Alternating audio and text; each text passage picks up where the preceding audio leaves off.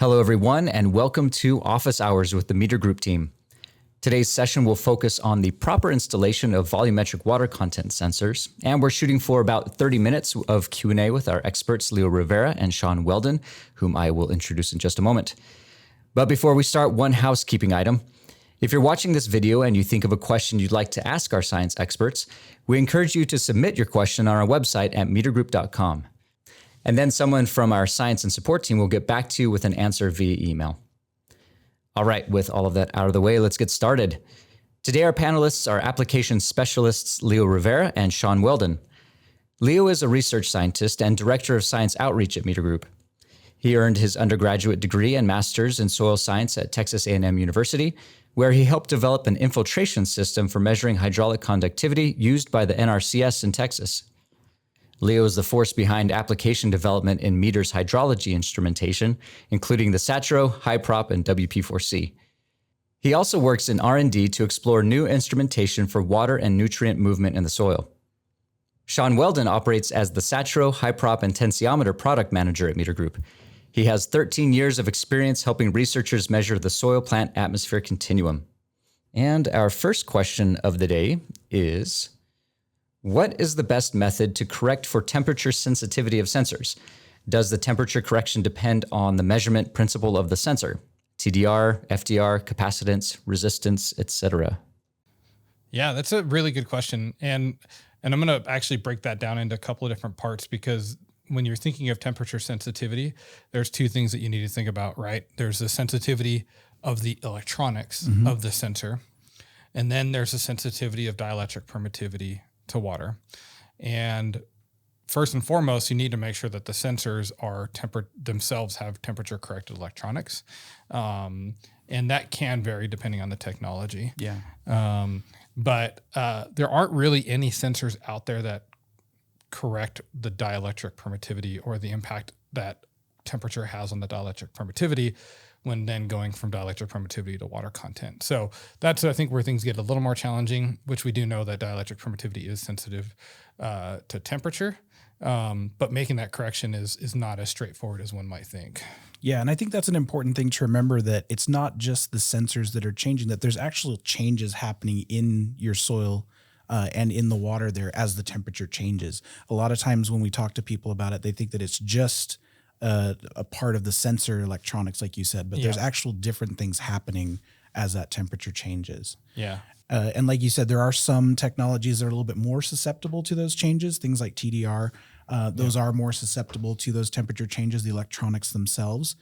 Capacitance is a little bit less sensitive, and we also build in corrections for that electronic changes due to the temperature. Yeah, that's correct. Yeah, and so it's important that that's looked at, and just making sure that the sensor actually has corrections for temperature. Resistance sensors are also probably going to be quite a bit more sensitive to that than some of these other technologies.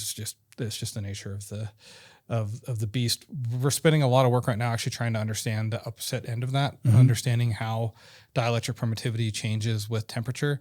But it becomes pretty complex, because what we see is that it changes with soil type as well. And depending, especially as you go to finer textured, higher clay content soils, that you actually see a change in that relationship. And so it makes it not as straightforward as one would hope to do corrections. Yeah. And another thing to remember with that is that when we're doing these corrections for our sensors, we're doing it in a very controlled environment where we can hold those temperatures for a long time. Yeah. When you actually have these in the field, you're not able to maintain those kind of corrected conditions. So while we do our best to try to account for that, there's definitely going to be times when it's going to be just harder to account for because of the rapidly changing conditions. Yep, exactly. Next question here. How do you deal with sensor degradation over time? I guess it really depends on the type of sensor you're working with, right? Yeah. Ultimately, the goal is to have sensors that are going to be pretty robust over time, and we've spent a lot of time ourselves learning how to make sensors that are more durable. I ideally, we don't see a lot of this with current generation of sensors. Yeah, and I think that's one of the big inspirations for our Teros line of sensors. You know, some of our older sensors, we did start to see degradation in the softer materials that we used with it, and that's what inspired us to create the more robust Teros sensors. You know, currently the place where we see the most degradation is not even really degradation, but the most susceptible part to that is the cable. Yep. And so good cable management is going to really extend the life of your sensors in that way. The actual sensor housing and electronics themselves, they're so well protected now that, I mean, we've had some out for 10 years that have not shown any signs of damage or degradation. So I think just really making sure that you protect and take care of that cable, Yep. And your telemetry section is going to be the part that's really going to extend the life of that. Yeah. Yeah. Cable protection is key. I mean, for any installation, especially if you want something to last. Yeah. And ensuring rodents are going to get to it. I mean, you do see some UV degradation of the cable over time. So protecting that. Yeah. Whatever you can do to protect the cables is really what's going to prolong the life of your measurements. Next question. How easy is it to move sensors between sites? And should we more carefully monitor ones that have been moved just to make sure that they're functioning properly? Yeah, I mean, unfortunately, I'm not a big fan of moving sensors between sites, except for the types of sensors that are designed to be removed. That's why we design tools like profile probes, right? And those are designed to be removed at the end of the season and moved if moved around if they needed to be. Point sensors, it's much more challenging to remove the sensors. Yeah, and I think most of the time the issue that we see is again going to be cable damage when you're digging them up. If you're pulling them out, you can stretch those cables. One thing that I like to recommend if you absolutely do have to move them is to get one of the for our Teros sensors, get one of the verification clips. And before you install it in the next one, just run that verification clip and run it in air just to make sure that you're getting the readings that you would expect, just to ensure there's no cable damage to that sensor before you install it in your next site. Yeah, no, I think that's the key part is checking the sensors. And really, if you're having to remove point sensors, taking care when removing the sensors, trying not to bend the needles, potentially damaging the cables. Because even if you don't see visible damage to the cable, it could be that you've strained its connection within the housing, and you could see issues there. So it's definitely something you have to be careful with. If it's something where you know you need to move sensors, I would encourage using tools like profile probes and things like that are meant to be removed. Same goes for the water potential sensors. Like we're designing water potential sensors now that can be removed at the end of the season. So if you know this is something you're going to have to do, try to use the tools that are a little bit better suited for being moved. Yeah, and also do yourself a favor and don't put them down 3 to 4 meters to dig all that out. Yeah, we've run into that as well. I think at that point you might be better off just getting a new sensor. You'll spend more money trying to dig out from that depth than what it's worth. In this next question, this individual's asking, in one of your webinars, I thought I heard that one of the installation problems is not having the water content sensor properly leveled. Do they need to be leveled? Yeah, that's an interesting question. I mean, that's not really something for most sensors, except for the tensiometers where the angle does impact the refilling. But for water content sensors, it's more so about the measurement volume and what it's actually measuring in that orientation. I could see possibly if it's at an angle where water could have a flow issue, that could be the problem.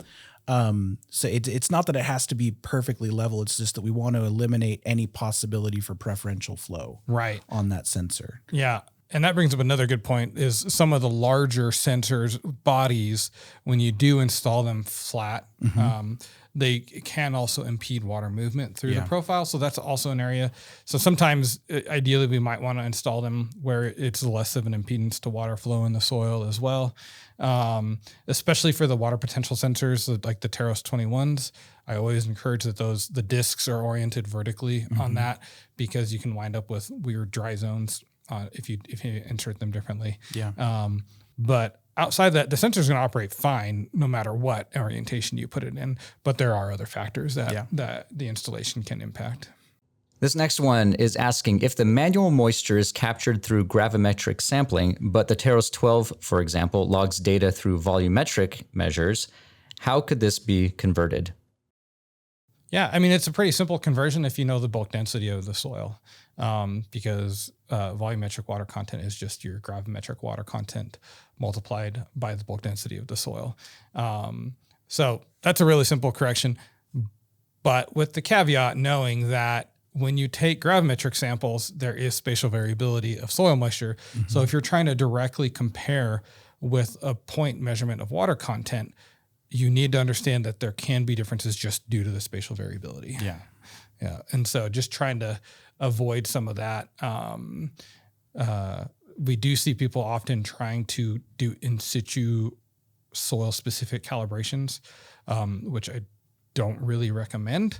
We actually just published a paper with a researcher at Kansas State where they talked about methods for calibrating sensors and a field validation with a form of gravimetric sampling. And that was probably the best approach I've seen to doing this, where they're not calibrating, it's just a validation, and their validation recommendations were really good. But yeah, outside of that, just always caution when doing those comparisons. Yeah. So, what are your thoughts on digging holes to install sensors in drip irrigated fields when it comes to water infiltration rates where soil was disturbed to install the sensors? I think this is a great question. It's something that a lot of people ask us. And so I think it's really important in these kind of situations that you're being careful when you fill that hole back up, that you're using the soil horizons that you pulled out and you're putting them back as closely as you can, both to the horizons and the density that it was previously. There's going to be a little bit of, I mean, anytime you install a sensor, you're creating disturbance. So it's going to change things a little bit, but especially with irrigated fields, because they're wetting so often, the soil tends to settle pretty quickly. And you'll get back to those pre-disturbance behaviors pretty quickly. Yeah. And one of the things I really, talk about this a lot, but using tools that help us minimize site disturbance. And this is where tools like the borehole installation tool have really helped with this, because traditional methods of digging larger pits or trenches to install sensors result in much larger disturbances to the site. Whereas the borehole installation tool or those methods really minimize that. And like Shaun said, though, it is really important to try and repack the soil in the same order and as close to the approximate density as possible. And probably ensuring that you use a tarp or container for the soil that you pull out, so you don't lose any of that soil, to ensure that you actually return the same amount. Yeah. And that's one of the things that the borehole tool has a big advantage over, say, a pit or a trench, is that you can keep those layers exactly how they came out. Yeah. So minimize site disturbance as much as possible, because for sure it can impact the measurements. But also, if this is a continuous crop that you're not disturbing the site, using permanent installations and leaving them, the site's going to kind of, it's going to last longer. It'll be, so those are methods, but in sites where you do need to pull sensors in and out at the end of the season, again, I'm going to go back to using the sensors that are a little bit better suited for this, because like the profile probes and also the water potential sensors that are designed to be removed really don't create a lot of site disturbance. And so using the tools that are best suited for your application. This individual is asking, are there installation strategies to avoid cracking around the sensor for clay soils? By the time the soil cracks, I would imagine it's too dry to reinstall. Yeah, cracking soils are a challenge. Always have been, always will be. Actually was meeting with some folks from California that were doing some measurements, and they were finding that they were actually, I don't know why I keep going back to profile probes, but they actually were getting better results in these cracking soils with their profile probes, which surprised me, to be honest. But I've looked at their data, and it did show that they were seeing less of an impact from the cracking soils, which is not quite sure why that is. But definitely when you install, you want to install during a non-cracking period of the soil, especially in high shrink swell soils like vertisols. But yeah, I don't know. What other thoughts do you have there, Shaun? Well, I think one of the big things is it kind of goes back to that last question that we were talking about. When you minimize the disturbance in there, you're giving less opportunities for those cracks to form around the sensors specifically. Yep. You're still going to get cracking on the surface. That's just going to happen. But when you have larger disturbances when you're installing, you introduce new avenues for those cracks to go deeper and closer to the sensors because that's where the disturbance was. So using things like that might be why the profile probe does better. Yeah. But using things like the borehole tool, borehole installation tool again, really help to minimize that, and it can lower the occurrence of those cracks as well. Yeah. And one other thought that I have here is redundancy helps. So we have some sites down in Texas where we have multiple sensors installed in very expansive soils. And I have seen in some of those sensors where you can see when the crack formation occurs because you see a very drastic drop in the water content as that crack opens versus some of the other sites. But we have enough sensors out there where we're in that same horizon, we're not measuring in that crack, so we can compensate for that. Yeah. And so that helps. But what we also find is at the end of the season, when those cracks close back up, that sensor actually returns to normal operation. And so it does, they can kind of rebound from that. But I think redundancy is helpful here, especially in cracking soils. Yeah, definitely.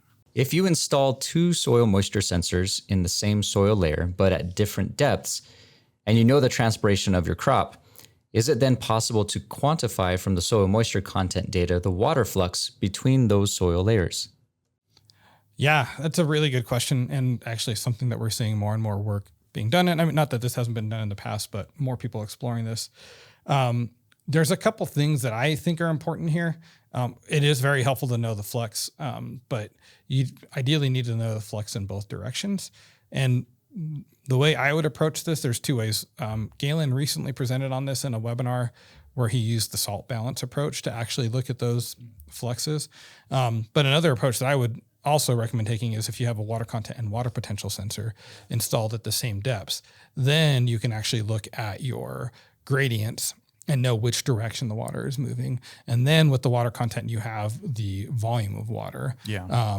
And then you can actually do some of your fluxes. And I presented a little bit on this on a webinar a little while back, but those are the approaches I would take. Yeah, I think it's also important to make sure that you have more than just one set of sensors so that you can see if there is lateral movement as well. You can start to see that with the multiple sensors. Yeah. Yeah. And it's always important when you're doing these types of measurements is that there is preferential flow. And so there is potential where you might miss movement of water in the soil with a point sensor. So it's not a perfect check for water fluxes and soil because of that preferential flow, especially in well-structured soils or soils with a lot of worm activity, things like that. You can definitely see movement of water deeper into the soil that might not get picked up on by a soil moisture sensor just because of some of that, that preferential flow. So, should you select the depth for locating water content sensors based on the type of soil or the type of crop and the development of the root system, or a combination of both? I think it is going to be a combination of both. Yep. But I do think that in most cases, your type of crop is going to be a little bit more important than your soil type because that rooting depth is going to change based on your crop type. So that means that water is going to be drawn from different depths. So knowing where those points are will really help you get a better setup for that. Yep. Yeah, I agree. I mean, this is definitely an application dependent question. Yeah. For example, people that aren't even paying attention to crops might just want to measure at the different layers and integrate that, especially if you have big changes in texture in those layers, because then you're going to have very different ways that the water is retained in those layers. And for example, with a lot of the soil moisture networks and the weather networks, they just have very specific depths that they measure at. Right. And so it always comes down to the application, but I agree with Shaun that really probably the more important piece is the rooting depth, because ideally you want to know what's in the root zone and then you want to know what's moving past the root zone. And so making sure you're getting a combination of both is critical there. Next question here. Can you comment on salinity effects on water content values? At what point would the salinity really start to change the interpreted water content? Yeah, I mean, that's definitely a technology dependent question. Some technologies are more sensitive to salinity. And some actually eventually they just stop reading at a point You see some issues with TDR where the waveform collapses as you get to higher salinities, and so they won't measure. But it also depends on the frequency of operation of the sensor. Yeah. And that's really one of the advantages of the capacitance sensors is that you can change that that frequency. The frequencies that our sensors operate at, you're good for pretty salty soils up to about 10 decisiemens per meter. Yeah. Which is pretty salty for those soils. And above that, they'll still read. There just might be a little bit more error. Than what you would see below that. Yeah, and one way to correct for that is to do a soil-specific calibration in those situations, which we see people do. Now, hopefully in the future, we'll continue to work on making better technology that is less dependent on this. But like I said, there's, every sensor has their issues and their weaknesses, and it's hard to build a perfect sensor that covers all situations. Yeah, absolutely. This next person is asking, what is the best way to measure water content and water potential? Is it a good alternative to install the combination of both types of sensors, or is it better to use soil retention curves? Yeah, it's a really good question. I mean, there's a lot of options, right, Shaun? Yeah, absolutely. And then this probably won't be a very helpful answer, but I'd say yes to both. When you're doing the soil moisture, the soil retention curves, you're going to be getting a really good indication of what that soil is doing. However, when you're using the point sensors and you have both of them in there, you're going to be seeing not just what the soil itself does, but what the whole structure and the whole picture is doing in the field, because that's going to be different. When we measure it in a lab setting, we're doing a very clean, structured, kind of controlled measurement, which is almost impossible to get in any field setting. So I think it's good to do both. I agree. I mean, sometimes it's not always an option to put water potential sensors out in the field for various reasons, either due to maintenance or budget. A retention curve is a good alternative if that's all you can do to get that relationship. But like Shaun said, there's other variables at play in the field. Hysteresis is a big one. That in the lab we're doing a drying curve, and so we're on that one drying curve. And in the field, because we know that water potential acts on a scanning curve, that we'll see some variability in the field because of that. And so if you have that direct measurement of water potential, and there are quite a few different tools out there for using this. There's tensiometers. If you know you're going to be in the wet end, they're the most accurate tool out there for doing that measurement if you're staying within that range of the tensiometer. If you're going to be outside of that range, a solid matrix sensor like the Terrace 21 or 22 is a good option as well for getting those measurements.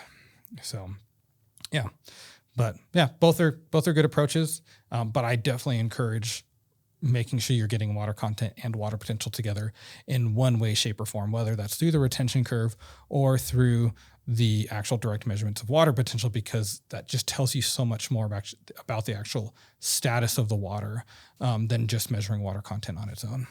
This one is asking, how much is the soil water content reading affected by soil texture? Is there a standard method to calibrate that reading for different soil textures? Again, we're on a technology-dependent question, right? Yeah. So, I don't know. It goes back to technology, the frequency that the sensor is operating at. Ultimately, we're trying to minimize this impact, right, Shaun? Yeah. Well, I mean, that's one of the things for our calibration of our sensors is we try to include a wide range of textures because they do behave differently. They have different ranges as far as water holding capacity and things like that will affect it. Standard method, I guess, for calibration your best bet would just be to do a soil specific calibration to get that water content for that specific soil. Our calibrations do a really good job of being accurate across a wide range of those, but you're always going to increase that accuracy if you do one specific for your soil. Yeah, no, for sure. You can definitely get better accuracy with the soil specific calibration, but for the most part, the general calibrations do a pretty good job. So if you don't need, 0.5% accuracy, which most people don't, then you can kind of work with that standard calibration in most soil types. There are some technologies that are more sensitive to soil texture because of either the frequency they operate at or just various aspects of the technology that can impact that. But this is something we spend a lot of time trying to optimize and minimize that impact of soil texture on the readings. All right, we are coming up to the end of our time, so this will be our last question, and it's a good one, similar to a previous one, or at least related to a previous one. And here they're asking, can you build and trust water retention curves if you bury water content and water potential sensors at the same location and depth? And will that compare well with what you get from the HYPROP? Yeah, I mean, for sure, I think you can build and trust build moisture release curves from an in situ water content and water potential sensor. But I think it's important that you have a good water potential sensor that can cover a broad range, especially for the range that you're trying to measure. Now, if you're focused specifically on the very wet range, then I would probably do a water content intensitometer. Yeah. But if you're trying to cover that broad range, which we can see in the field, then something like the newer generation of solid matrix sensors that cover that range better is a good way to go. And we've seen a lot of actually comparisons with the HYPROP and with the field generated curves. There are some differences. Yeah. And again, it goes back to hysteresis and the wetting and drying curves, those scanning curves and what they look like. But they can compare well. Yeah. And I would kind of also say that if you've got a good installation of both of your sensors, that it often gives you a better representation of what's actually happening in the field than what the HYPROP will. The HYPROP is a fantastic tool, and it gives you great data. Yeah. But again, it is a very controlled environment. So the sensors will actually show you exactly what's happening in real time with those soils. Yeah. Yeah. So no, I definitely think that can be done. I mean, we've done it ourselves and done several comparisons. And we've seen other researchers do this as well. But yeah, it always comes down to choosing the sensors that match the ranges of what you're trying to cover, and making sure you're making good selections there. Yeah. All right. That's going to wrap it up for us today. Thank you, everybody, for joining us. We hope that you enjoyed the discussion. Thanks again for all the great questions. And also, if you have any questions that we didn't answer, please contact us via our website at metergroup.com. Finally, subscribe to the Meter Group YouTube channel and accept notifications to see previous episodes of Office Hours and to get notified when future videos are available. Thanks again, stay safe, and have a great day.